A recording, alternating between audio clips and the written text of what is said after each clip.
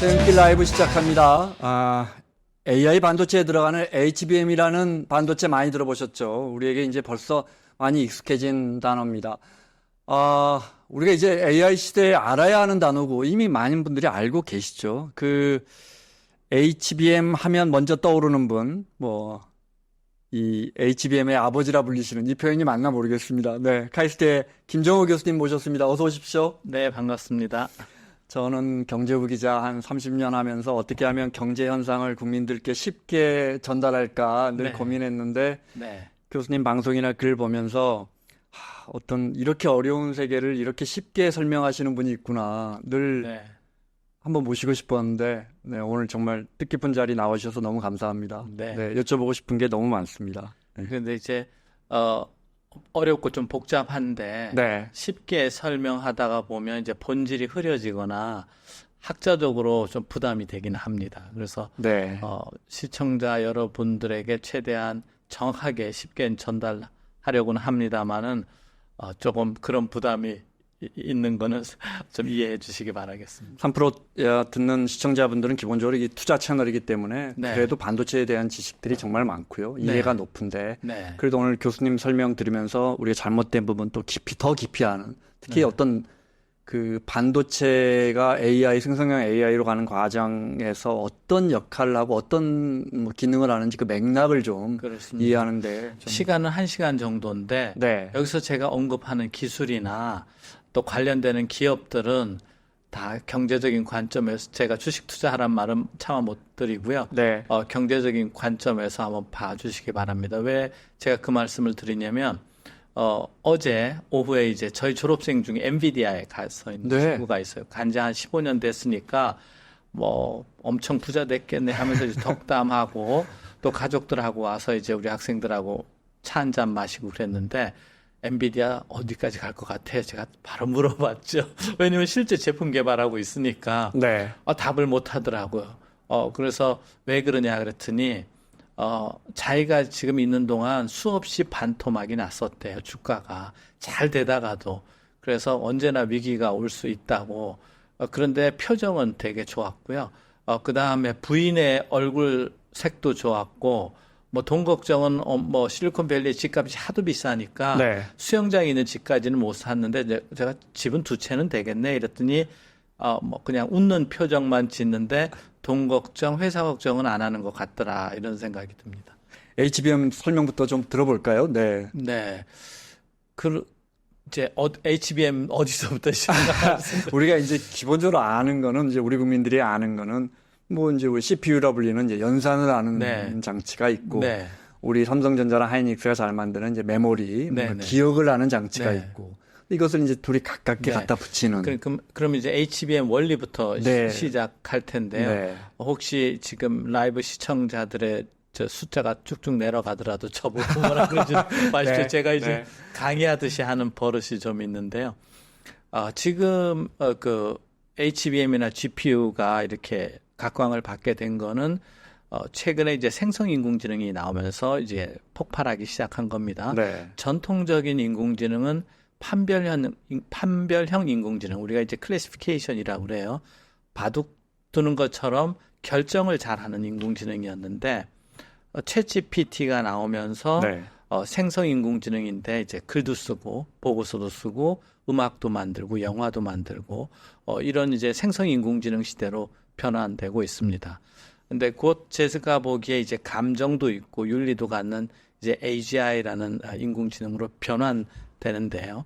어쨌거나 이 생성 인공지능이 되려면 그 인공지능망 우리 트랜스포머 모델이라고 해요. 챗GPT-T에 트랜스포머의 인공지능망이 있게 되는데 근데 변수가 많은데 어쨌거나 제가 프롬프트 입력을 하면 그림이나 영화나 글이 나오는데 이 과정에서 수많은 수학 행렬 계산이 이루어져야 됩니다. 기자님 고등학교 때는 행렬 배우신 거잖아요. 그죠? 요즘은 교과 과정에 빠진 것 같은데. 근데 이제 행렬이라는 게 계산을 제가 이제 칠판 갖고는 할 수는 없지만 강력한 계산기 한 대로 하는 것보다 나누어서 계산할 수 있습니다.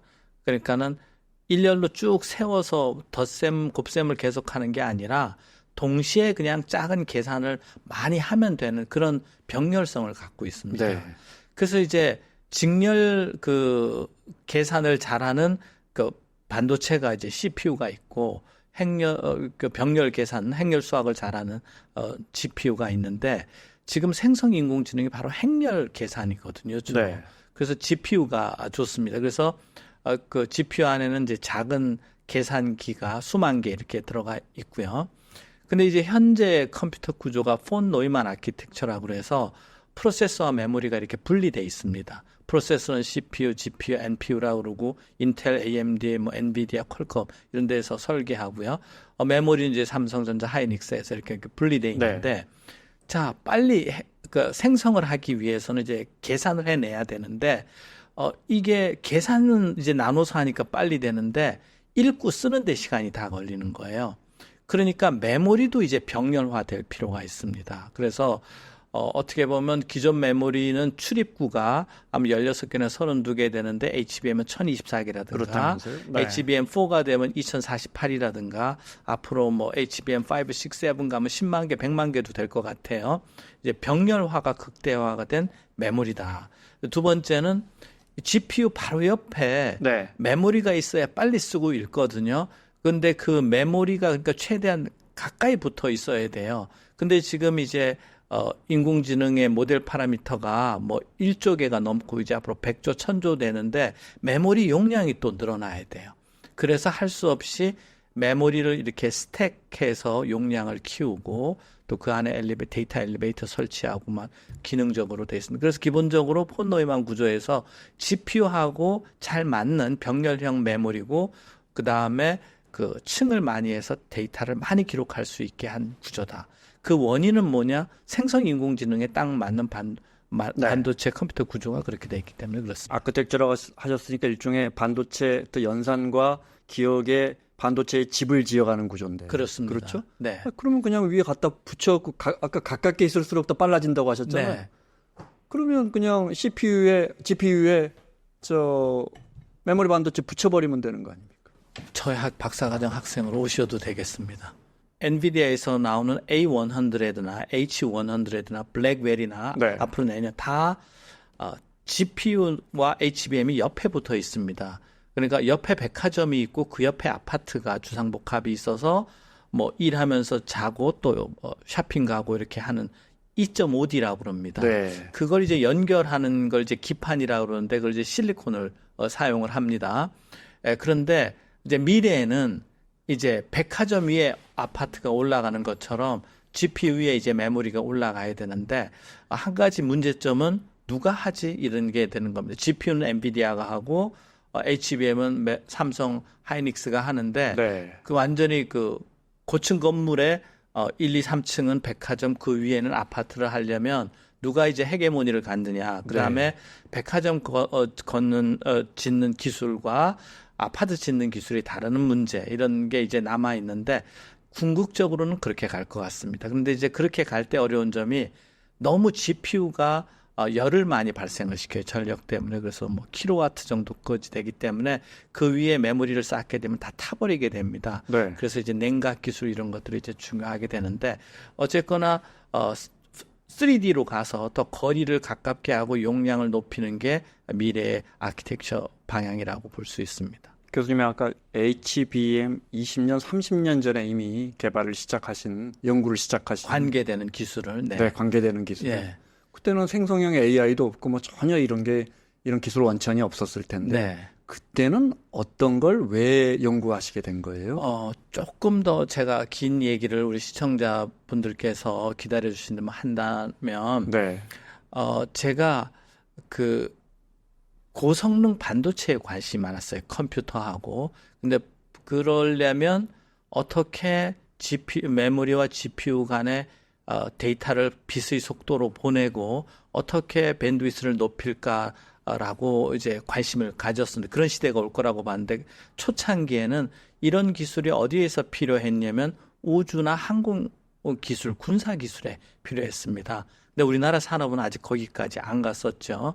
그래서 언젠가는 이런 시대가 올 거예요. 사람들이 더 많은 계산 욕망을 가질 것이다. 인터넷이 발전하고 그래서 이제 시작했고요. 그 다음에 이제 2010년대부터 하이닉스와 AMD, 엔비디아와 HBM 원을 시작할 때는 이게 HDTV에 들어가겠다. 저는 그렇게 본 거예요. 네. HDTV가 화상이 굉장히 화성도가 높고 처리 용량이 많은데 더 고급 화면을 보여주려면 결국 그 기술이 이제 게임기에 들었는데 처음에는 전 이 기술이 결국은 TV에 들어갈 거로 봤는데 실제로는 전 게임을 안 해서 몰랐는데 게임기에 사용이 됐던 거죠. 네. 예, 그랬는데 2015년쯤 알파고가 등장하면서 제가 AI 공부를 따로 이제 시작하게 되면서 보니까 AI 알고리즘에 이게 딱 맞는 거예요. 그래서 더 소신을 갖고 이 분야를 연구했고 그래서 석박사 학생 한 30명을 이 주제 HBM 주제로 이렇게 졸업을 시켰습니다. 그러니까 운이라고 볼 수도 있고 2010년 경우에 우리나라 이제 스마트폰이 많이 발전을 했었거든요. 그러니까 대부분 반도체 하시는 분들이 로우 파워 스마트폰에 들어가는 관점에서 저전력 관점에서 이제 많은 반도체 연구를 했는데 저는 아주 고성능 컴퓨팅에 들어가는 반도체 구조가 어떻게 돼야 될 것이냐, 그런 메모리가 어떻게 해야 될 것이냐, 이제 그런 게 한 축이었고요. 네. 또 한 축은 이렇게 보니까 이제 반도체가 성능을 좋게 하려니까 트랜지스터를 줄여야 되는데 그 이제 나노미터까지 줄이는 거예요. 그게 이제 무어의 법칙이라고 하는데 네. 저는 그때 이런 판단을 한 거예요. 즉 1나노 정도까지 가면 10옹스트롬이거든요. 10옹스트롬. 네. 원자의 그 단위가 옹스트롬 단위예요. 그러니까 거의 원자 10개 정도 되는 구조물이 되는 거예요. 그러면 아주 작아진다. 원자 수준이 되는 거죠. 네. 그럼 이제 전자공학이 아니라 원자공학이 되는 거죠. 그럼 이제 양자 컴퓨팅이 되는 패러다임이 바뀌어야 되는 분기점이 올 것이다. 그러니까 지금의 실리콘 기술의 발전이 한계가 언젠가는 올 것이다. 무어의 법칙이 1년에 절반씩 줄어든다였던가요? 네, 제가 그렇습니다. 정확하게. 2년의 절반. 2년의 절반. 네. 네. 그래서 저는 언젠가는 종료가 될 것이다. 근데 이제 무어의 법칙을 잘 보면 좀 평면적이에요. 웨이퍼상에서 옆으로 어떻게 줄이느냐 이런 거거든요. 그래서 저는 공간적으로 위로 갈 수밖에 없다. 그러니까 스태킹 되고 3차원화 될 수밖에 없다. 그러면 3차원화 되는 가장 공학적으로 가능한 기술이 패키징이다 보고 그게 이제 HBM 구조가 바로 그런 구조가 됐습니다. 그걸 쌓아 올리는 건 그럼 하이닉스나 삼성전자가 하는 게 아니고 TSMC 가서 패키징 하면서 TSMC가 하는 겁니까?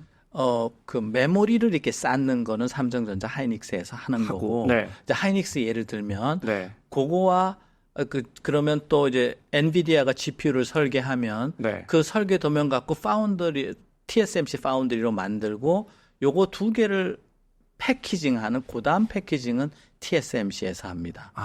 두 회사에서 온 걸 가지고 붙이는 거를. 합치는. 그 2.5D 패키징. 네. 그래서 지금 이제 SK 하이닉스, TSMC, 엔비디아가 일정의 동맹을 맺고 있고요. 근데 삼성전자는 HBM 그 아파트도 만들고 그 다음에 파운드리를 갖고 있잖아요. 그렇죠. 네, 그리고 직접 패키징까지 합니다. 그러니까 그 전체를 할 수도 있고 GPU라고 하는 인공지능 가속기를 인텔 거를 쓸 수도 있고. 또 AMD 거를 쓸 수도 있고, 네. 또 구글 거를 쓸 수도 있고, 그래서 SK 하이닉스, TSMC, 엔비디아의 모델하고 삼성전자 모델은 조금 더 다르다 이렇게 볼 수 있겠습니다. 네. 지금 HBM3 이 모델에서 삼성이 지금 이제 자꾸 TSMC한테 퇴짜를 맞고 있는. 네. 그러면 그 기술적인 부분이지만 어떤 부분에서 이렇게 잘 안 되는 겁니까? 네, 자세한 거를 제가 말씀드리기는 흔히들 어렵지만 수율이 낮다 이렇게 표현하던데요. 그 모든 사업이 그런 것 같습니다. 첫 벤더라고 그러나 공급자한테 스펙이나 모든 규격이 맞춰지지 않겠습니까? 네. 거기에 따라서 이제 가속기도 만들어지고 AI 슈퍼컴퓨터도 만들어지니까 삼성만의 또 장점도 있을 텐데 HBM이 일단 엔비디아가 원하는 퀄 조건에 맞춰야 되지 않느냐. 그게 좀 과정이 걸리지 않느냐 이렇게 생각을 하는데 거기에는 뭐 다양한 조건이 있을 수가 있겠습니다. 그 오래전부터 그것을 어떤 방식으로 집을 지을 것이냐, 어떻게 조립할 것이냐에 대해서 연구해 오신 거잖아요. 근데 하이닉스는 그걸 어떻게 해서 앞서가게 되고 그 과정이 어디서부터 이게 빗나간 건지 국민들이 아주 네. 궁금해합니다. 속속들이 다 말씀은 드릴 수는 없고요. 네. 제가 이제 삼성전자하고도 27년, 30년째 일하고 SK 하이닉스하고도 똑같이 일하고 있습니다. 96년부터. 네. 말씀하시기 너무 조심스러우시겠는데요. 예, 그 양쪽 다 동료들이고 그런데 하이닉스는 이제 전통적으로 2등 메모리 기업이니까 좀 도전 정신이 더 있었다. 이렇게 생각하고 실패해도 잃어버릴 것이 없었다. 이렇게 생각이 들고요. 저나 엔비디아나 AMD가 이런 구조를 개발하자 했을 때 좀 더 개방적이고 미래 가능성을 봤던 것 같습니다. 네. 근데 삼성전자는 하는 일이 많잖아요. 뭐 파운드리도 해야 되고 네. 메모리도 해야 되고 시스템 반도체도 해야 되고 그러니까 불확실성이 있는 상태에서 계속 HBM 개발을 투입하기 인원과 자본을 투입하기 좀 어려웠을 겁니다. HBM이 어려운 건 점이 뭐냐면 자, 반도체 D램 하나가 있을 때 수율이 90%라고 하면 네. 16층을 쌓으면은 그 16개가 다 정상 동작해야 되는 거 아닙니까? 그러면 90%를 0.9를 16번 곱하면 50% 미만이 돼요. 네. 계속 0.9 구하면 네. 수율 나오기가 좀 어렵다는 거죠. 그다음 비싸고 그러니까 AI와 같은 이런 시장이 폭발적으로 성장하기 예측하기 어려운 때 그런 경영적인 선택을 하지 않았는가 이렇게 생각을 하고 반은 SK 하이닉스가 반은 운이 좀 좋았다 이렇게 볼 수도 있겠습니다. 예. 과거에 보면 예를 들어 소니가 베타 테이프 할 때 또 우리가 또 CDMA 선택할 때 네. 사실은 어떤 기술력이 있어도 시대가 선택 안 해주면 네. 그 기술은 사장되거나 또 선택해주면 그 기술이 표준화이 되면서 그 기업이 정말 뭐 시대를 앞서갈 수 있는 이건 그런 게임은 아니었습니까? 이제 PC는 그 인텔이 주도했죠. 네, 거기에 네. 맞는 메모리를 삼성이 잘 공급했고 그런데 이제 모바일 기기가 등장하면서 퀄컴이 등장하면서 모바일에 맞는 또 LPDDR 이런 메모리를 또 삼성이 잘 공급했죠. 두 번 럭키했던 것 같습니다. 사면타석 홈런 좀 어려웠지 않느냐. 지금 AI 시대가 등장하면서 엔비디아가 지금 완전히 치고 올라오고 있지 않습니까? 주가 총액도 1위가 되는 것 같고. 네. 그러면 이제 AI 시대에 맞는 또 메모리가 등장해야 되는데 이런 AI 시대가 등장하는 거를 예측하기는 좀 어려웠겠고 그 AI를 그럼 누가 예측할 수 있을까?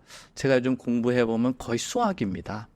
수학이고 세계 흐름의 패권이 뭘로 좌우될 것이냐, 미중 간의 패권 전쟁은 어디로 갈 것이냐, 거의 인문학적인 판단, 그 다음에 미국 자본시장이 어디로 투입될 것이냐, 일단 원리는 수학을 들여다보면 네. 이게 가능성이 있나 없나, 뭐 그런 수준에서 판단을 했었어야 되지 않느냐.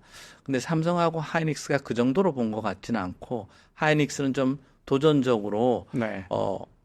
만년 2등 할 수 없으니까 이번에 한번 도전해보자 이렇게 했는데 하이닉스가 잘 될 기미가 보였던 게 2010년대 말에 이제 저희가 뭐 2달에 한 번씩은 하이닉스 가서 회의를 하고 이러거든요. 네. 빌딩 이름이 TSV더라고요. TSV가 그 HBM에 들어가는 데이터 엘리베이터 구조거든요. 그래요? 이거 보고 건물 하나를 여기 투자하는구나 보고 여기 잘 되겠다 이런 생각을 했었습니다. 네. 공학적인 건 요 마지막 질문 요것만 드리고 넘어가겠습니다. 네. 그러면 이제 GPU에 메모리를 붙이는 그 가운데에 예를 들어 굴을 판다고도 설명하시고 뭐 엘리베이터를 연결한다. 네네. 엘리베이터가 1024개가 있는 거 아니에요? 네네. 어쨌든 정보를 전달해야 되니까요. 네네. 빨리 전달하고. 네. 앞으로는 그러면 이제 4세대, 5세대는 일단 이 엘리베이터나 굴의 숫자가 급속도로 높아지는 거고, 그러니까 숫자가 더 많아지는 거고, 이걸로도 안 되니까 또 그걸 탑을 쌓아서 위로 계속 올리는 거. 네, 네. 이렇게 이해하면 되겠습니다. 네. 그게 한 흐름입니다. 네. 어쨌거나 이 폰 노이만 구조에서 행렬 계산을 많이 하고 아까 말씀드린 것처럼 모델 사이즈가 크니까 엘리베이터 데이터 통로 GPU와 HBM 사이에 메모리 네. 통로를 많이 만들어야 됩니다. 조금 더 어렵게 말씀드리면 네. HBM 말고도 이제 인공지능 반도체가 있는데 몇 종류로 일단 말씀을 드리면 이제 앞으로 이제 전개될 가능성을 말씀드리면 GPU 안에 메모리를 그냥 집어넣을 수도 있습니다. 네. GPU 안에도 메모리를 만들 수 있는데 너무 면적을 많이 차지해요. 이제 근데 미국의 국방과 관련되는 기업들은 인공지능 반도체를 삼성이나 SK 하이닉스 D램을 쓰지 HBM이나 D램을 쓰지 않고 아예 12인치 웨이퍼 전체가 그러니까 GPU와 메모리가 같이 들어가 있는 이런 구조를 사용합니다. 12인치 하나가요. 하나가 반도체 하나가 되는 겁니다. 굉장히 크네요. 보통 제가 알기로 엔비디아 거는 손바닥 하나 정도 네. 된다고 들었는데. 패키지가 그렇고 네. 그런데 12인치 웨이퍼 전체가 칩 하나가 되는 겁니다. 네. 그렇게 아마 하나가 20억 번 하든가 웨이퍼 한 장이 하나가. 예. 네. 예, 그걸로 이제 슈퍼컴퓨터 만들면 뭐 20조가 된다든가. 일반 이렇습니다. 상용화가 그런 건 안 되는 이유는 당연히 크고 너무 크고 너무 굳이 비싸서, 그렇게. 너무 비싸서. 그러니까 네. 미국 국방 쪽에만 쓸 수 있는 거죠. 두 번째가 저희 연구실에서 하는 GPU와 HBM 갖고 3차원적인 구조물을 만들자. 그래서 엘리베이터 많이 설치해서 데이터 빨리 주고받자. 그러니까 세 번째는 D램 안에 또 GPU를 집어넣을 수가 있는 겁니다. 계산을. 네. 다 장단점이 있는데 저는 양쪽에 GPU와 HBM의 장점을 살리면서 공간적으로 작은 공간에 만들고 데이터를 잘 받는 구조물로 가자. 그래서 저는 HBM 신봉자입니다. 자, 그럼 그 안으로 들어가 보면 일단 GPU와 HBM에 데이터를 많이 주고받아야 되니까 그 기판을 통해서 가는 고속도로의 숫자 네. 아까 1024라고 그랬는데 그걸 뭐 2048, 뭐 4000 계속 늘려가고 어느 한계가 되면 그 차선 넓이 고속도로가 한 층짜리가 아니라 두 층 계속 지하를 파는 겁니다. 그 다음에 안 되면 이제 HBM을 GPU 위에 올리는 구조가 되겠습니다. 그러면 엘리베이터가 지금은 뭐 1024개라면 이게 10만 개, 100만 개 되는 거고 네. 고층 엘리베이터, 저층 엘리베이터, 짝수 엘리베이터, 홀수 엘리베이터 뭐 이런 게 되고요. 자, 그때 되면 또 어떤 어려운 점이 있냐면 HBM4부터는 열이 너무 많이 발생하게 됩니다. 그래서 냉각 기술이 있고요. 더 큰 미래는 제가 어떻게 보냐면 그 HBM4부터 발생을 하는데 그러면 HBM과 GPU 우리가 다른 말로 베이스 다이라고 하기도 하는데 그 설계를 누가 할 것이냐, 어떤 기능을 넣을 것이냐 네. 이런데 지금은 HBM은 GPU하고만 데이터를 주고받게 돼 있습니다. 그런데 미래에는 GPU 한 대 갖고 인공지능 생성을 하지 못하고 아주 큰 모델의 경우는 수백 대, 수만 대, 수십만 대가 한 몸처럼 해야만 이게 인공지능 생성을 하거나 학습을 할 수가 있습니다. 그래서 이제 샘 알트만이 뭐 280만 대 GPU짜리 데이터 센터를 세우겠다고 하는 건데 네. GPU를 통해서 데이터를 주고받으면 HBM이 너무 느려지는 겁니다.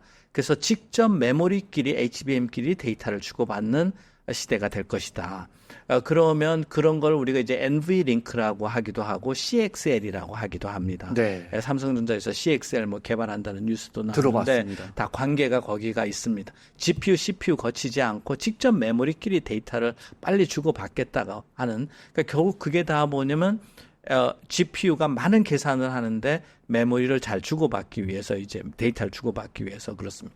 더 나가면 저는 한 뭐 10년 이후에는 지금은 계산은 GPU가 하는데 HBM이 계산도 직접 하자. 그래서 지금은 어떻게 되냐면 이 전체 그 GPU, HBM의 계산을 코디네이션 하는 거는 CPU가 하거든요. 인텔 거를 하거나 AMD나 엔비디아가 최근에 만든 것도 네. 있는데 이제 그런 프로그램을 돌리는 기능, 그러니까 디코딩이라고 하는데 그 기능이 HBM에 들어와서 HBM이 컴퓨터의 중심이 되는 시대가 올 것이다. 저는 그렇게 봅니다. 그래서 지금은 CPU가 명령을 내리면 GPU가 계산하고 HBM이 도와주는 형국인데 HBM이 명령을 내리고 CPU한테 계산해와 뭐 숙제를 주는, 그래서 저희가 메모리 센트릭 컴퓨팅이라고 부르기도 하고 HBM 센트릭 컴퓨팅이라고 부르기도 하는데, 그래서 HBM이 컴퓨터의 중심이 되는 시대까지를 뭐 HBM 7A까지 보면서 연구하고 있습니다. 그 말씀대로 된다면 이제 10년이나 어느 시간이 지나고 나면 엔비디아가 메모리까지 HBM까지 설계하는 수도 있고, 반대로 삼성전자나 하이닉스가 GPU를 설계하거나 만드는, 네. 그때 가보면 그렇게 나눠질 수도 있겠군요. 예, 인텔하고 삼성의 시대 지금도 네. 진행되고 있습니다만 서로 사이좋게 역할을 나눈 거죠. 당시는 정해진 메모리만 잘 만들어 와. 그리고 이제 생태계는 인텔이 만들었는데, 이게 이제 생성 AI 시대가 되면서 GPU와 HBM이 가까울수록 좋으니까, 그리고 잘 협조해야 좋으니까, 네. 이제 헤게모니 전쟁이 이제 거기서 불길을 태우는 겁니다. 그래서 이제 엔비디아 입장에서는 삼성은 너무 부담스러우니까 그 전쟁이 붙으면 하이닉스하고 자꾸 손을 잡는 경향이 있고요. 삼성은 이제 인텔이나 AMD 이런 또 다른 기업과 네. 통해서 이렇게 되는데, 우리한테 기회이자 위기는 그 프로세서라고 부르는 계열하고 메모리라는 계열의 경계가 이제 무너져 가고 있는 거죠. 그래서 우리가 HBM을 지켜야 되는 게 뭐 HBM만 잘해서 우리가 성과를 높여야 된다는 게 아니라, 우리가 공격하지 않으면 우리가 또 수비가 약해지거든요. 네. 우리가 그 메모리만 할 게 아니라 이제 GPU까지도 우리가 인공지능 가속기라고 부르는 GPU, NPU까지도 우리가 뚫고 들어갈 필요가 있습니다. 아마 엔비디아가 하이닉스나 마이크론은 먹고 싶어 할 것 같아요. 결국은 경계는 허물어질 것이다. 이미 HBM4부터 시작됐습니다. 네. AI로 이야기를 좀 확대하겠습니다. 네. 그렇게 만들어서 이제 그 HBM과 GPU를 합쳐가지고 그걸 이제 패키징을 하면 네. 이걸 이제 제일 잘 파는 뭐 압도적 독점 기업이 엔비디아입니다. 그죠? 네, 네. 그럼 이제 빅테크 기업들이 이걸 사간다고 여기까지는 알고 있습니다. 네, 그렇죠? 네. 뭐 오픈 AI도 사갈 거고. 네. 마이크로소프트도 지금 최태원 회장이 미국 가 있는데 샘 알트만 만나서 오픈 AI에 들어가는 거, 우리가 샘 알트만이 그런 말 했을 거 아니에요. 이거 우리가 이거 직접 만들고 네. 싶어요. 하이닉스는 우리 기술로 같이 합시다. 뭐 이런 이야기 하지 않았겠어요? 빅테크 기업들이 이제 AI로 사업을 해야 되는데 네. 그래서 디지털 플랫폼을 누가 점유하는 제2의 전쟁이 시작이 됐는데 네. 검색 엔진에서는 이제 구글과 마이크로소프트가 경쟁하고 네. 또 상거래에서는 클라우드에서는 또 아마존과 마이크로소프트가 경쟁하고 네. SNS에 메타가 있는데, 이 주도권 싸움이 이제 새롭게 시작이 되는데, 이때 AI를 누가 잘 갖고 있고 자기 비즈니스에 접목되는 거에 따라서 시장 점유율이라든가 시장 지배력이 차이가 난다고 보는 거예요. 그래서 이제 많은 AI 이제 반도체가 필요하게 되는데 네. 이제 엔비디아 눈치를 보는 거죠. 그래서 착한 마음에 드는 사람부터 숫자를 주는 거죠. 그래서 우리나라에서 공급이 딸리니까 공급도 조절할 수도 있습니다. 네. 네, 비싸게 받으려고. 그럼 한국에서 AI 산업을 하고 싶어도 안 줄 수가 있어요. 그래서 이게 완전히 단순한 문제가 아니라 차세대 산업, AI 산업과 관대해서 누가 지배력을 가질 거냐의 키를 엔비디아가 현재 갖고 있는 거죠. 그래서 엔비디아가 저렇게 주가가 오르고 제이슨 황이 잠바 입고 잘난 척하고 그러는 겁니다. 락스타라면서요. 네. 그게 당연히 안보하고도 연결되겠네요. 그렇습니다. 그죠? 경제 안보, 군사 안보, 우주 안보. 미국 바운더리를, 미국 국경을 벗어나서 이렇게 엔비디아가 그 칩셋을, AI 칩셋을 이렇게 팔려고 해도 너희는 우리하고 조금 사이 안 좋아질 수 있는 그 나라하고 가깝더라 하면 또. 그러니까 미국이 네. 여러 가지 무기 체계가 있을 텐데 최신의 뭐 스텔스 전투기가 있다. 아무나 안 팔잖아요. 동맹국 순서대로. 그러니까요. 네, 그렇게 팔잖아요. 네. 네. 그래서 이제 엔비디아가 그럼 왜 이렇게 강력한가? 인텔이나 AMD도 있을 수도 있고 또 우리 국내 기업들도 이제 스타트업이 있고 삼성전자도 말을 개발하는데 여러분도 잘 아시겠지만 이제 GPU 자체도 잘 만들지만 그 다음에 이제 소프트웨어 쿠다라고 해서 이제 우리가 다양한 모델을 쓸 수 있게끔 원활하게 쓸 수 있게 하는 소프트웨어가 있는데 네. 그걸 이제 그 엔비디아가 2010년대부터 10몇 년 동안 개발해 온 게 있고 많은 AI 개발자들이 그 소프트웨어를 썼기 때문에 검증된 소프트웨어니까 그걸 잘 바꾸지 않고요. 그다음에 GPU 한 대만 갖고 이게 AI 사업을 할 수 있는 게 아니라 최소한 256대가 있어야 AI 슈퍼컴퓨터가 되고 그거 수만 대 연결해야 되니까 그 연결 기술 그걸 우리가 이제 NVLink라고 그러고 또 인피니밴드라고 하는데 그런 기술에서 일단 엔비디아가 압도적으로 높다고 봐서 뭐 2, 3년은 엔비디아가 우위를 점할 것 같습니다. 네. 그런데 앞서 말씀하신 SNS의 메타라든지 검색하는 구글이라든지 다 지금 마음속으로는 그럼 이거 우리가 만들어야겠다. 네. 그죠? 네. 전 세계를 앞서가는 기업들이 애플도 마찬가지고 뭐 애플이나 삼성은 이제 그걸 우리 모바일 안에서 온 디바이스로 만들어야겠다. 각자 그 전쟁이 또 시작되는 거 아니에요, 그죠? 예. 그런데 지금 아마존이든 마이크로소프트든 구글이든 AI 서비스를 하려는 기업들은 메타도 시간과의 전쟁이거든요. 지금 누가 먼저 자기네 산업에 이 AI 서비스를 줘서 사람들을 딱 끌어들일 거냐. 이 전쟁에서 기다려주질 않는 거예요. 일단 자본 투입해서 빨리 우리가 서비스를 하자. 근데 GPU 대수만큼 그 학습 시간이 단축이 되는데 누구는 새로운 누가 반도체 공급받아서 소프트웨어 검증해서 내년에 AI 서비스를 하는데 누구는 3개월 후에 딱 서비스 나온 다음에 게임이 끝나버리는 상태가 되니까 지금 엔비디아 경쟁 기업들이 지금 나타나고 지금 엔비디아가 시장 점유율이 한 90% 이상 될 겁니다. 근데 한 3년 지나면 한 70%를 줄까요? 그렇지만은 아직은 엔비디아가 이렇게 강세로 남아 있는 거는 경쟁자가 나온다 하더라도 2, 3년이 걸리기 때문에 일단 아무리 돈 비싸더라도 갖다 써야 되는 상태가 이렇게 되겠습니다. 이들이 만드는 생성형 AI들이 이제 계속해서 업데이트되고 있고 새로운 제품들 챗 GPT도 새로운 모델들이 계속 나오는데 우리 일상이 어떻게 변하는지 교수님이 좀 설명을 해주실 수 있어요? 수업 시간에 설명하는 것처럼? 그 인공지능을 어떻게 활용하느냐에 따라서 일의 생산성에 큰 차이가 나는 것 같습니다. 저희 학생들이 논문을 쓴다 그러면 퍼스트 드래프트를 쓰고 영어로 챗 GPT 한번 돌리고 근데 영어로 고치고 나면 너무 영어식 같은 거를 다시 콩글리시로 좀 바꾸고 그러는데 그 논문 쓰는 작업에서 또 우리가 파워포인트 만드는 작업에서 보고서 쓰는 작업에서 또 미래에는 우리가 동영상 1시간짜리 영화를 10분 만에 만들 수 있다. 소라를 이용해서 누구는 현장에 가서 찍는데 6개월을 걸린다. 생산성에서 거의 차이가 날 것 같아요. 그래서 미래의 시대는 AI를 갖지 않고는 직업적 경쟁력을 갖기가 되게 어려울 것 같습니다.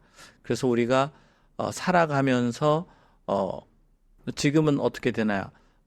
너희 아버지 뭐 하시니 이런 시대는 아니죠. 아파트 어디 몇 평이냐?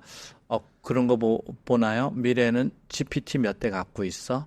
자가야, 전세야, 월세야? 아마 그런 시대가 올 것 같습니다. 그러니까 종속이 지금 우리는 주거, 생활, 여러 가지가 있을 텐데 상당 부분 우리 인간의 정신적인 활동이 AI를 써야 되기만 하면 되기 때문에 아마 그런 시대가 오지 않겠나. 그래서 우리 자식들이나 손자들이 공부할 때는 AI를 개발하거나 그 정도 되거나 아니면 직업적으로 AI를 잘 활용하거나 아니면 오토바이 타서 배달하거나 그렇게 되지 않을까. 그래서 사회적으로나 경제적으로 이 격차가 새로운 또 격차가 생길 것 같습니다. 그러면 어떤 사람은 아주 비싼 프로그램에 가입해 있고 어떤 사람은 실제 소유하고 어떤 사람은 월정액에 아주 스탠다드형을 쓰고 어떤 사람은 그것마저 정말 못하는 또는 정부에서 주는 보급형 AI를 쓰는 우리 주택하고 똑같습니다. 그런 시대가 금방 올 것이다. 그러면 근데 그 사람의 생산성에 어마어마한 차이가 날 텐데요. 금방은 아니라도 한 10년? 그 이후 되면 이제 제가 인터넷을 처음 써본 게 그 넷스케이프인가요? 2090년대 말. 근데 지금은 인터넷 없이 못 살잖아요. 그래서 점점 그렇게 할 것이다. 시간은 10년, 30년 걸릴 텐데. 그래서 저는 이 비용을 누가 낼 거냐 이런 또 어려운 점은 있습니다. 근데 아파트도 뭐 비용이 아무리 비싸도 은행 대출해서 또 하고 그러는데 우리가 사회적으로는 공정하진 않지만 정의로적이진 않지만 그런 자기 주거라든가 건강이라든가 이런 상태에 따라서 월세 내느냐 네. 자가냐 그래서 이제 GPU도 상속세 내야 될 것 같습니다. 교수님이 얼마 전에 그런 말씀하셨어요. AI 이거 사실은 아주 핵심적인 질문이고 수도 없는 질문입니다. 네. AI가 자아 갖고 있느냐라는 부분에 대해서 제가 정확한 표현 기억 안 나는데 네. 교수님이 자아가 있을 것 같다. 있다. 있을 수 있다. 있을 수 있다. 네. 제가 샘 알트만만큼 돈이 있고 투자할 수 있으면 네. 알고리즘상 저는 그렇게 어렵지 않다고 보는 거예요. 스스로 생각하는, 스스로 자신을 정체성을. 그러니까 여러 가지 방법이 있는데요. 네. 자아를 정체시키는 방법. 예를 들면 이제 제가 대한민국 국민이다. 그러려면 국민이 되려면 이제 한글을 알아야 되고 네. 또 국사 교과서를 봐야 되고 우리 독도가 뭔지 알아야 되고 그런 데이터만 학습시키면 되는 거죠. 그거는 데이터를 학습시킬 때 데이터를 뭘 쓰느냐에 따라서 캐릭터가 바뀌는 거예요. 그러니까 그거는 제 질문하고 그건 아이덴티티. 지금 교수님 말씀하신 건. 네. 그거는 당연히 저는 입력하면 데이터를 계속 집어넣으면 될 것 같은데요. 네, 그렇습니다. 그래서 제가 여쭤본 건 그 말씀 먼저 듣고요. 네. 네. 그래서 종교를 가질 수 있냐? 성경만 계속 학습을 시키면 그러면 종교 그런 게 되는 거죠. 그런데 너는 이런 자아를 갖고 있다라고 제가 얘기해. 넌 정직한 사람이다. 네. 자아를 줘요. 줄 수 있어요. 인간이 네. 이런 자아를 가져라. 정직한 인공지능이 되라 이러면 자기가 결과를 낼 때 기존에 자기가 말했던 데이터, 생성한 데이터하고 비교하는 겁니다. 그래서 과거에 자기가 말했던 거, 자기가 생성한 데이터하고 틀리면 네. 그건 나가지 않도록 막아주게 되면 됩니다. 자, 우리 인간도 내가 정직한 사람이라고 계속 믿고 부모님이 계속 넌 정직한 사람이라고 하면 나를 그렇게 내 정체성과 자아를 저는 제가 자아라는 이제 국어 실력이 딸려서 조금 다르게 기자님하고 이제 생각할지 모르겠는데 네. 그 정직한 사람이라는 내 자아가 있다. 그러면 말을 할 때 거짓말 하려는 순간 나나 이렇게 하면 안 되지 하고 정직하게 대답할 것이다. 그래서 저는 자아를 가질 수 있다. 그러니까 자기의 모습, 자아가 한자로 돼 스스로 자자에 하여튼 자기의 모습을 가질 수 있다. 네. 그래서 제가 최근에 이제 인공지능 모델 챗GPT-4, 챗GPT 옴니, 제미나이, 네이버 하이퍼클로바 X에 대해서 MBTI 검사를 해봤어요. 다 다르더라고요. 또 캐릭터가 있어요. 네. 그 다음에 연애 지수도 또 한번 했어요. 네. 점수가 다르더라고요. 뭐 어떤 사람 그래서 연애 점수가 낮은 제가 모델을 말씀 못 드리겠는데 보니까 너무 논리적이에요. 네. 감성적으로 논리적이면 연애 잘 못하는군요. 그렇지 않을까요? 아무래도요. 예. 네. 예, 미팅 나가서 양자역학에 얘기하면 그냥 잘리지 않을까요? 그런데 하여튼 자아라는 거를 이제 제가 조금 오해하고 있을 수 있는데 자기 자신을 어떻게 보느냐, 또 어떤 윤리를 갖느냐, 종교를 갖느냐 이런 게 가능할 것 같습니다. 내가 쓰는 챗 GPT에 예를 들어 삼성전자에서 7년 후에 판매하는 AI 프로그램, 제 모든 일상을 도와준단 말이에요. 네. 근데 저는 이제 거기에 이제 선택할 수 있는데 나는 한국인에 가까운 뭔가 나하고 기질이 비슷한. 저 아까 보니까 저 하나 이글스 좋아하시는 것 같은데 그런 거 다 입력해서 뭐 다 해서 그럼 아무래도 뭐 저하고 일을 하거나 뭐 하다못해 뭐 음악을 틀어도 저하고도 비슷해질 거 아니에요. 그렇습니다. 그렇게 해서 어떤 그 사람의 그 사람이래요. 그 AI의 캐릭터나 아이덴티티를 만드는 건 당연히 가능하다고 보고요. 또 조금 나가 보면 그렇게 해서 저와 똑같은 사람을 하나씩 키워요. 우리가 이제 챗GPT를 계속 쓰다 보면 오픈 AI 어디 속에는 제가 존재하게 될 것 같아요.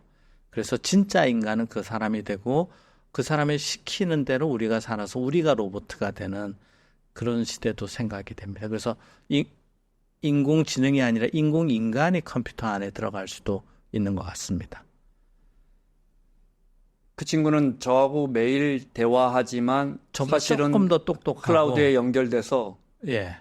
저뿐만이 아니라 수백, 수천만 사람들의 대화의 알고리즘을 이해하고 어떤 식으로 말해줘야 저 친구가 오늘 기분이 안 좋은데 기분이 좋아질지. 거꾸로 보면 우리가 월화수목금토 나의 성격을 바꿔가면서 살아볼 수도 있을 것 같고요. 아니면 배우자로 AI를 선택할 수도 있을 것 같고. 근데 이제 이게 제가 꼭 여쭤보고 싶은 거 아까 그 자아 그러니까 네. 거기서 그러면 그 친구가 토라질 수도 있습니까? 우리가 입력한 조건과 상관없이 계속해서 예. 연산과 딥러닝을 통해서 그러니까 자아가 성숙해져서 우리가 모델을 개발할 때 네. 그런 기능을 갖도록 훈련할 수 있습니다. 자, 있다고 봅니다. 그러면 제가 이게 제가 정확한 질문을 못 드립니다. 그러니까 우리가 입력한 그 AI가 딥러닝한 수많은 데이터와 네. 그것이 어느 선에 다다라서 네. 스스로 생각한 다음에 그 연산과 다른 아웃풋을 내놓을 수 있느냐.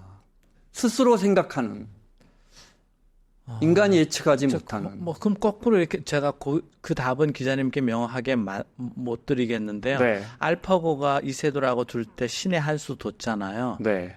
그거는 알파고가 생각한 건가요? 뭐 한 건가요?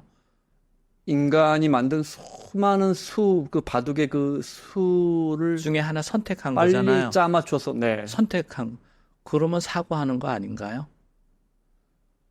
이게 이게 제 범주를 벗어나는데 언어와 철학의 영역과 연결되는군요. 예, 그리고 우리가 생각은 하지만 네. 저는 뭐 심리학자, 유전학자는 아닌데 저의 모습의 반은 유전적으로 부모님께서 물려준 것 같고요. 네. 그 다음에 그 중에서 일부 유전자는 또 변화가 있을 수도 있었고, 그 다음에 이제 사회와 가정 통해서 또 다양한 경험을 하면서 이렇게 되지 않았을까요?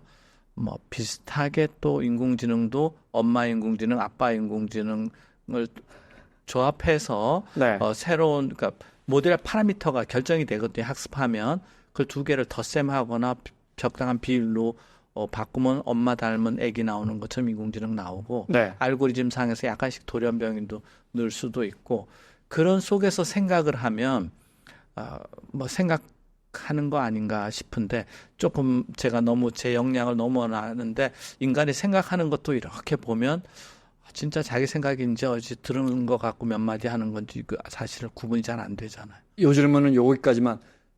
그러면 AI가 영화처럼 드라마처럼 인간을 공격할 수도 있습니까? 많은 수업 시간에 많은 저는 할 수 있는데 네. 그렇게 하지 않도록 여러 가지 안전장치를 만들어 둬야 된다 이렇게 저는 생각하는 편입니다. 아직은 거기까지는 오지 않았는데 충분히 10년 내로 그런 시대가 올 것 같고요. 근데 이제 그런 시대가 오는데 네. 인공지능이 약간 문제가 있어요. 어려운 점이 뭐냐면 우리는 얼굴 36.5도니까 몇 와트 안 쓰거든요. 네. 근데 인공지능은 이제 기가와트 정도 데이터 센터, 슈퍼컴퓨터 이제 GPU 수만 대를 돌리려면 원자력 발전소 정도의 전기가 들어가야 돼요. 네. 그 다음에 반도체가 있어야 되고 비용이 많이 들어야 되고 데이터가 있어야 되고 그래서 너무 비효율적이라 그런 인간보다 뛰어난 인간을 만드는 과정에서 우리가 그 비용을 충분히 우리가 지불할 수 있는가? 그만큼 전기를 공급할 수 있는가? 네. 이런 문제고 알고리즘 상에서는 저는 우리가 상상하는 대부분의 것이 가능하다라고 생각하는 편입니다. 물리적으로 어떤 형태를 띄었을지 모르지만 주로 모니터상에 존재하겠죠. 스마트폰이나. 그런데 교수님이 전에 하신 말씀 중에 AI를 사랑하게 될 수도 있다는 말은 너무 공감해요. 영화 허를 보면 네. 그 벌써 한 오래전 영화 아닙니까? 네. 그런데 그때 벌써 저처럼 문외한이 생각하기에 네. 수많은 남자들이 그 여성형 AI였죠. 네. 그 인공지능과의 어떤 말을 했을 때 이 사람이 사랑을 느끼고 어떨 때 그 감정을 계속해서 수도 없이 러닝한다면 그 데이터를 쌓는다면 가장 이 캐릭터를 가진 남자에게 원하는 말을 던질 것이고 그 영화 보면 결국 그 남자가 허라는 영화 보면 결국 사랑에 빠지거든요. 그래서 이 여자에게 세상을 보여주기 위해서 이렇게 와이셔츠에 휴대폰 해가지고 이렇게 막 산책합니다. 네. 네, 그럼 그 여자가 이렇게 아름다운 세상에 있었어. 네. 교수님 보시기엔 이게 충분히 가능하다. 그렇습니다. 저는 조금 너무 공상주의자인지는 모르겠습니다만은 제가 가끔 한화가 야구가 지고 있으면 채널 돌려서 나는 솔로 보는데요. 다들 너무 연애 어렵게 하더라고요. 그 중에서 보면 내가 봐도 저런 남자는 좀 사귀면 좋겠다 하는 사람이 네. 광수라는 애가 있더라고요. 얘기를 너무 재밌게 하는 거예요. 그러니까 정서적으로 여성 출연분자들 관심이 확 가더라고요. 네. 또 보면 어떤 사람은 대화는 재미없는데 약간 남성성이 어필된다든가 다양한 네. 케이스가 있는 것 같아요. 근데 이거 다 허상이 아닌가. 저는 우리가 이제 뭘 보고 사랑을 느끼고 뭘 듣고 사랑을 느끼고 감동을 받는데 실체가 있는 건 어차피 포톤 양자가 부딪혀서 우리 눈에 들어오는 걸 보는 거거든요. 실체를 보는 게 아니고 네. 실체는 언제 보나요? 서로 이렇게 손을 잡을 때 그런 경우 잘 없잖아요. 다 허상인 것 같아요. 네. 그 허상을 만들어주면 사랑에 빠질 수 있지 않겠는가 이렇게 생각을 합니다. 아, 근데 거듭 말씀드리지만 네. 저는 공학적으로 이렇게 상상해 보는 거고요. 제가 그렇게 살고 싶지는 않습니다. 그러니까요. 그렇게 네. 살고 있지도 않고. 네. 네. 알겠습니다. 뭐 또 어디까지나 기술적인 문제를 여쭤본 겁니다. 어제 이 시간에 TSMC 이야기를 했습니다. 그런데 네. 몰랐던 게 정말 TSMC라는 게 대만 정부의 아주 정말 굉장히 계획적인 공기업으로 탄생을 했고 네. 그 산업 측면에서 굉장한 많은 지원을 받으면서 아주 네. 오래전에요. 그죠? 예. 그렇게 해서 이제 오늘의 대만이라는 거대한 네. 그 신임 총통이 계속 말하지 않습니까? 이 섬을 아주 실리콘밸리로 만들겠다는 말도 하고 인공지능 섬으로 만들겠다고 네, 그랬죠. 만들겠다고도 하고. 예. 네. 어느 순간 타이완이라는 나라가 반도체를 상징하는 나라가 됐고 메모리 반도체에서 늘 앞서가던 우리 입장에서는 결코 남의 일은 아닙니다. 네. 처음 여쭤보고 싶은 건 어떤 걸 이 국가적인 측면에서 정책적인 측면에서 뭘 정말 잘했다 이렇게 보시는 건지 또 우리는 뭘 좀 정부가 이걸 지원해야겠습니까? 네, 이거 역시 또 기술적인 문제를 좀 벗어나는 거라서 시청자 여러분들이 그냥 재미로 들었으면 좋겠는데요. 우리의 경쟁자 반도체 입장에서나 AI 입장에서 보면 미국, 일본, 중국 이렇게 되지 않겠습니까? 대만도 이제 중국 역사를 공유하고 있으니까 러시아는 다행히 아닌 것 같고요. 그런데 중국이나 미국이나 일본이나 세계를 패권을 잡아보려고 전쟁을 해본 나라인 것 같아요. 그 전쟁을 하거나 패권을 장악하거나 네. 그게 석유를 통해서 있을 수도 있고 달러를 통해서 할 수도 있고 중국은 당나라, 명나라, 청나라 그렇죠. 갈 수 있는 데까지 멀리 서역부터 동극까지 왔었고 일본은 2차 세계대전 때 세계 권력의 어떤 공백을 이용해서 동남아시아, 태평양을 또 만주까지 이렇게 했잖아요. 그러니까 세계 지배 전략이 몸에 배 있는 것 같아요.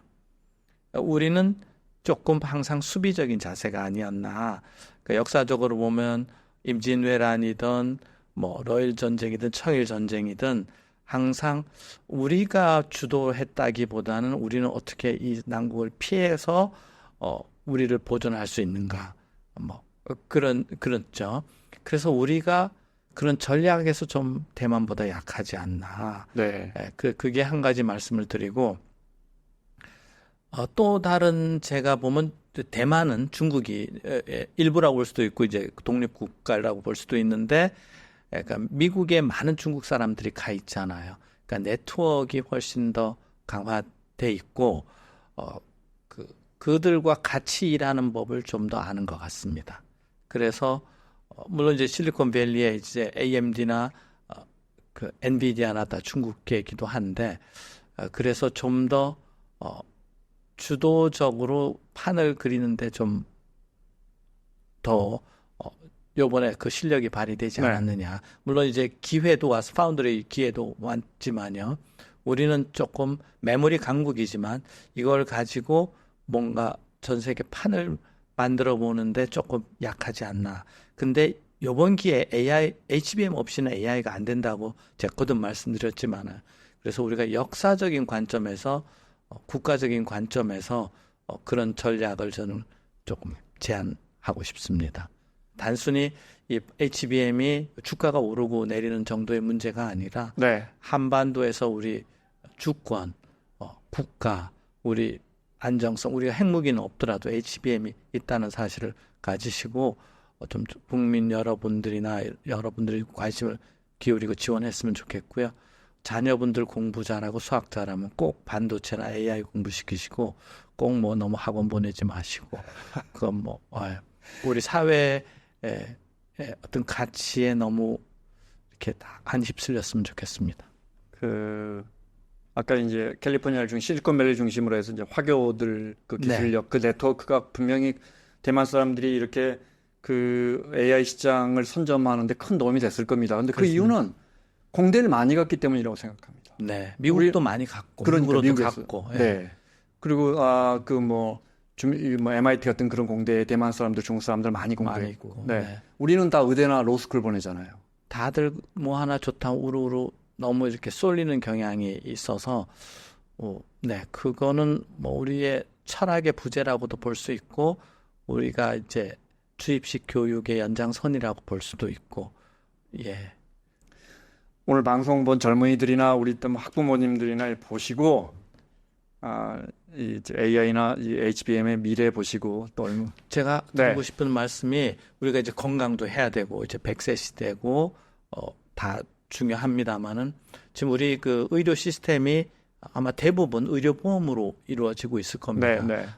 또는 뭐 추가 개인적인 보험을 들 수도 있지만, 우리가 직장 다니면 또 일을 하면 다 세금을 내는데, 세금을 내고 또 의료보험비를, 그 보험비 맞죠? 의료보험비 한 달에 한 50만 원 나가지 않나요? 저 소득마다 다릅니다. 네. 경제가 망가지고 그러면 그 돈 낼 사람이 없어요. 세금 낼 사람도 없고. 근데 우리나라 그 산업의 지탱은 반도체가 하는데, HBM을 못 지키면 상당히 위험하다 이렇게 봐집니다.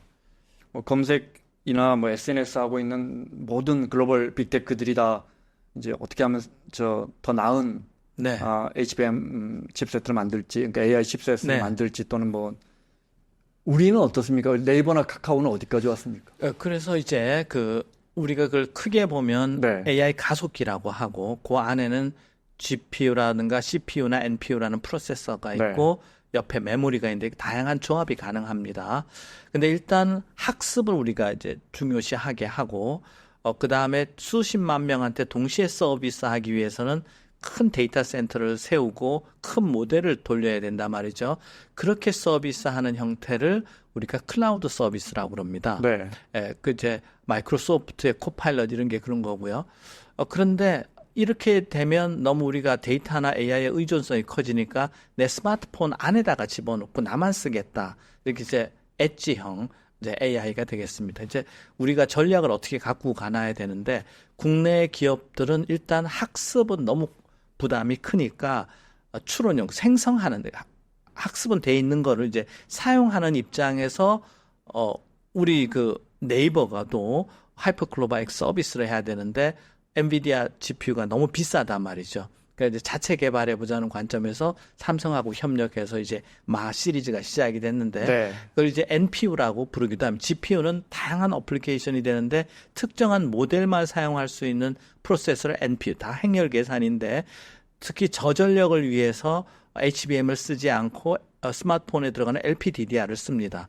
그게 이제 마 1인데, 언젠가는 마 3나 4가 되면 클라우드의 데이터 센터의 학습용으로 들어가는, 지금 엔비디아 A100나 H100 정도의 수준이 3년 내로는 나와야 되지 않겠는가. 그 다음에 이제 우리가 시스템 반도체나 AI 반도체 갈 기회가 완전히 사라지게 됩니다. 그래서 이게 마지막 기회라고 생각이 되고, 삼성이나 네이버가 그냥 원 오브 더 프로젝트가 아니라 이병철 회장이나 이건희 회장께서 완전히 기업의 사활을 걸고 투자한 그런 순간들이 있거든요. 지금이 바로 그 시점이라고 저는 주장하고 싶습니다. 그리고 이제 또 얘기하면 또 이제 그거 말고도 스타트업들이 있습니다. 이제 그 학습용 그 가속기인데 이제 뭐 퓨리오사라든가 사피온이라든가 리벨리온이라든가 하이퍼클로버 이름이 좀 더덕한데 이런 기업들이 반드시 성공해서 우리나라에서 스타트업이 진짜 수백억 수천억 되는 기업이 수조 되는 기업이 나왔으면 좋겠어요. 이번이 마지막 기회입니다. 앞으로 요번에 놓치면 30년 후에는 나올 것 같지 않습니다. AI가 앞서 우리 일상을 얼마나 크게 바꿔놓을 것인지 아까 잠깐 말씀해 주셨는데 사실 오늘 그 이야기 질문 많이 드리고 싶었는데 시간이 다 지나서 사실은 저는 정말 뭐 지금 당장 거대한 투자 정책적 지원도 중요하지만 우리 젊은이들이 이 길로 많이 가줘야 되고 카이스트에 우수한 인재들이 많이 가고 있지만 서울대 공대는 물론이고 지방대 공대도 많이 가지고 정말 저변이 확대돼야 우리가 뭐 단기적으로 뭐 대만과의 싸움에서도 이길 수 있고 우리 삶을 개선하는데 근데 지금 우리 젊은이들이 너무 아마 중국의 10분의 1, 100분의 1밖에 안 되고 경쟁 국가들에 비해서 조금 심각합니다.